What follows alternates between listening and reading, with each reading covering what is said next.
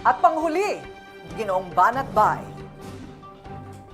Magandang araw po sa inyong lahat. Una sa lahat, bago ko po sabihin yung sa tingin ko may mali, ay mali po muna yung pangalan ko, hindi po Brian, Byron po. Pangalawang sa tingin kong mali ay yung tanong na kung sino ang dapat mas paniwalaan, ang mainstream media ba o ang mga influencer.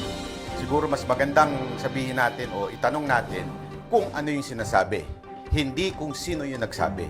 Dapat sa issue, hindi dun sa tao. Kung meron mang magpapakalat ng fake news sa Pilipinas, walang iba yan kung hindi ang mga politiko sa Pilipinas.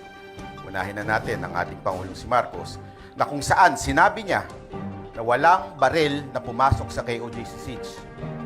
Kitang-kita po sa social media, naka-live ang mga vloggers doon, may baril ang mga pulis na pumasok doon. Ako po, naandun.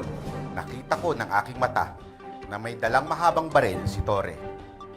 Ang tanong ay ito, bakit ni isang mainstream media walang pumuna sa maling ito? Alam niyo ang sagot? Simple lang. Sabi nga ni Sir Verhel, organisado ang mainstream media. Organisadong hindi sila pwedeng magsalita kung walang utos galing sa taas. Salamat po. Maraming salamat, Ginoong Banat.